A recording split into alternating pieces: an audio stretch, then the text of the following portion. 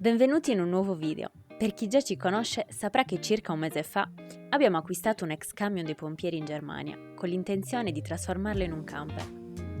Tutto molto bello, tranne per il fatto che abbiamo pochissimo tempo per ultimare i lavori.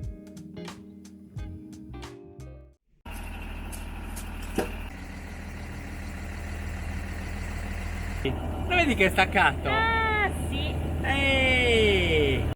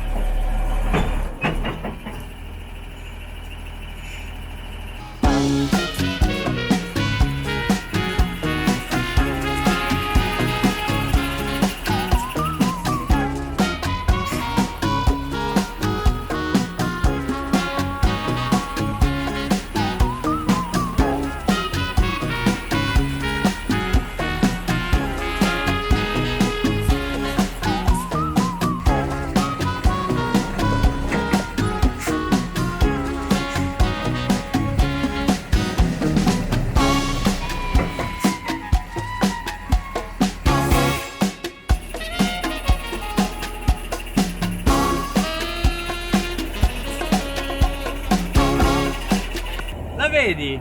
Lo vedi che è staccato? Ah, sì! Ehi! Va bene? Ma scherzi? Cosa sta succedendo? Stavamo provando leggermente la torsione del controtelaio e possiamo dire che lavora esattamente come doveva lavorare. Siamo molto contenti. Sono molto contenti perché lì non ne capisce niente fondamentalmente. Mi sto facendo una cultura anche io adesso. Però sono molto contento. Come si può vedere dall'immagine, ho messo due pezzi di legno, uno nella parte anteriore sinistra e uno nella parte anteriore destra per fare un po' di trapezio e sta lavorando proprio nel modo giusto. Si è distaccato di quei 3-4 centimetri. Proprio sono molto contento. Il telaio lavora come deve lavorare. Bello. La vedi la molla in pressione? Qua si può notare la molla in pressione. Queste sono leggermente in pressione dalla parte alta. Troppo contento. Troppo contento. Com'è che funziona per chi non è capace? Praticamente le molle, questo che abbiamo adottato è il suo sistema originale che aveva già in origine questo mezzo. Noi abbiamo solo modificate con staffe più grosse e delle molle a compressione. Prima invece aveva dei perni pivotanti, adesso invece delle molle a compressione sono semplicemente delle molle per stampo. E praticamente quando la motrice, si può vedere dall'immagine, va da un lato, la cella invece va dall'altro per cercare di rimanere nella sua sezione, nella sua parte dritta, così che da avere una torsione nel modo giusto. È difficile da spiegare, però praticamente evita torsioni esagerate che farebbero sì che il controtelaio si spezzasse. Invece con queste molle a compressione il telaio non va a spezzarsi perché ha un'elasticità, è semi rigido perché nella parte posteriore risulta fisso, rigido al telaio del camion, quindi controtelaio e telaio sono fissati in modo rigido nella parte posteriore, sempre sul sistema originale Mercedes, e invece nella parte anteriore ci sono 3 molle a compressione per lato, cioè 3 staffe per lato con le molle a compressione, e la parte anteriore, che è quella che ha più torsione, ha la possibilità di giocare poco. Troppo contento.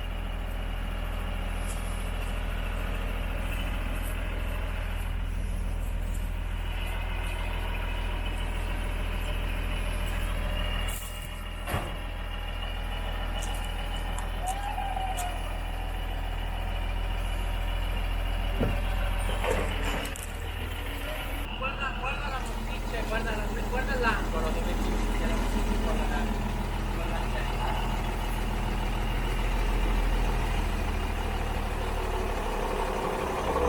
Minzi? Molto! Eia! Torna normale? Torna normale?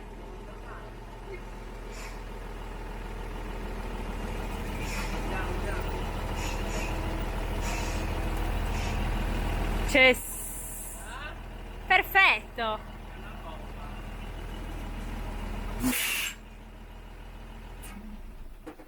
Sono troppo contento. Troppo contento. Cioè, sono veramente molto contento.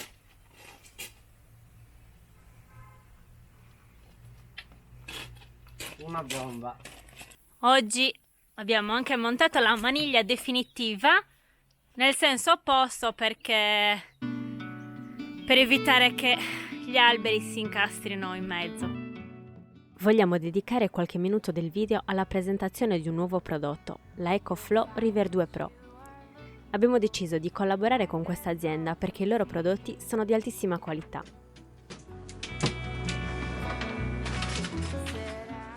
La stazione elettrica portatile che vogliamo presentarvi oggi è la migliore al di sotto di 1 kW. Ha una maggiore capacità, garantendo una fornitura base di backup di casa o del camper. Per esempio, potete utilizzarla per le apparecchiature essenziali, risparmiando tantissimo sulla bolletta di casa.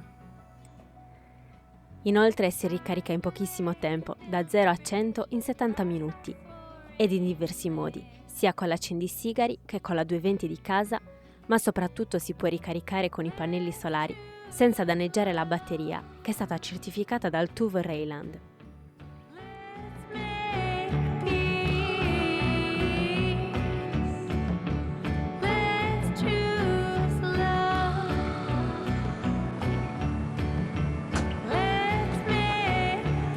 Noi abbiamo deciso di installare questo prodotto nella camera da letto che andremo a fare in un secondo momento. Infatti le luci che andremo a mettere e gli attacchi della corrente di cui avremo bisogno in camera da letto saranno appunto forniti dalla stazione della EcoFlow.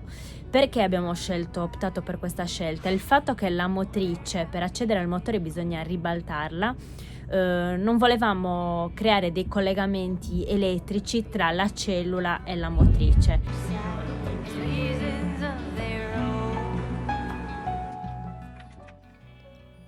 La Power Station ha 5 anni di garanzia, ma può essere utilizzata per 10 anni, una vita molto più lunga rispetto alle sue concorrenti.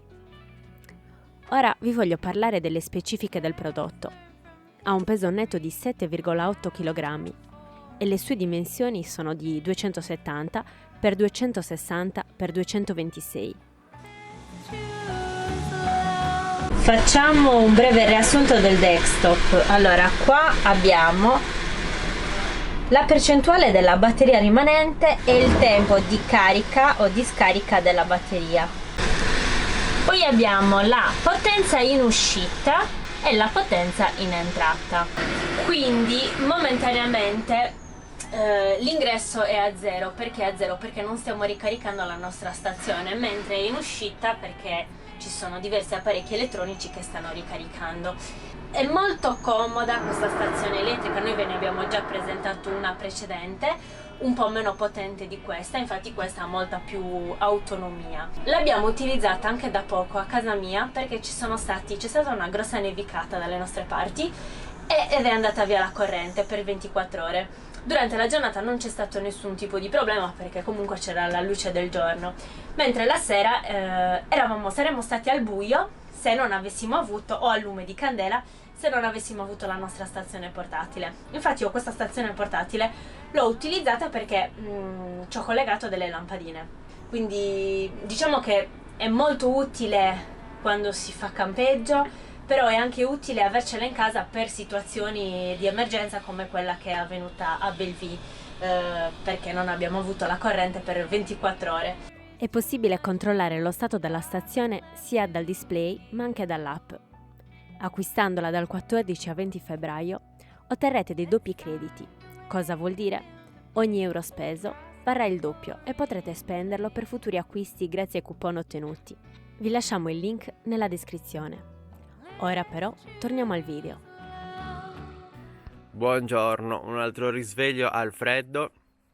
I lavori continuano, le riprese continuano ad essere un po' vaghe, possiamo dire, però continuo a ripetere, abbiamo veramente pochissimo tempo, Noi questa cosa del canale YouTube la stiamo facendo per passione, è una cosa che ci piace fare, però quando ci sono delle priorità è molto difficile riuscire a incastrare il video, le riprese con i lavori che ci sono da fare.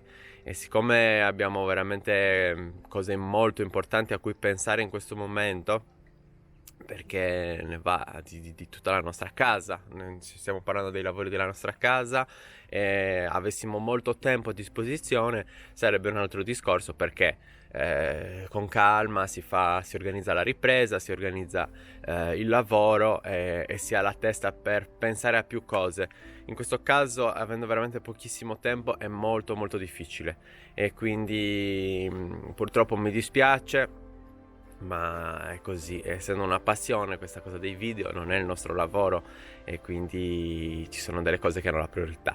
In ogni caso cercheremo di farvi capire i lavori che abbiamo fatto nel migliori del modi, cioè nel senso, spiegheremo bene cosa abbiamo fatto una volta che sarà finito, perché capisco perfettamente che molte persone siano interessate magari a fare un progetto simile, e quindi sono sempre consigli, non consigli, sono idee che si possono avere, che possono interessare anche ad altre persone. Quindi, tornando al discorso dei lavori, ieri sono riuscito a finire i collegamenti dei fari nel modo giusto, quindi adesso vi faccio vedere. Eccolo qua. Zinzi, i nuovi fari montati, cioè nel senso, i nuovi fari sono i fari di prima, però montati nel modo giusto. Ho costruito queste barre portafari gentilmente donate da Eurotrack, dai grandissimi di Eurotrack. Fari piazzati, cavi dietro sistemati nel migliore del modi, con corrugato per auto direttamente. Poi ho fatto un supporto per la targa che oggi andremo a saldare sui longheroni, quindi c'è anche il supporto pronto, tutto collegato correttamente, e siamo pronti da questo punto di vista. Ecco qua l'altra parte, l'altro faro dietro. Sotto questo punto di vista siamo pronti, e come si presenterà posteriormente Zinzi. Dopodiché dovrò andare a piazzare questi parafanghi passaruota, perché sono obbligatori in ogni caso, quindi noi volevamo fare in un altro modo, ma piazzeremo questi con dei tasselli a paracadute, quindi che tirano dall'interno, perché sotto abbiamo vetroresina, anche se c'è del legno, però il legno nella parte superiore, quindi nella primo strato c'è solo vetroresina. Qua è tutto ghiacciato nuovamente, quindi posteriormente esternamente diciamo che siamo abbastanza a buon punto. Ho messo catare infrangenti laterali e ci siamo quasi. Sta alzando il sole.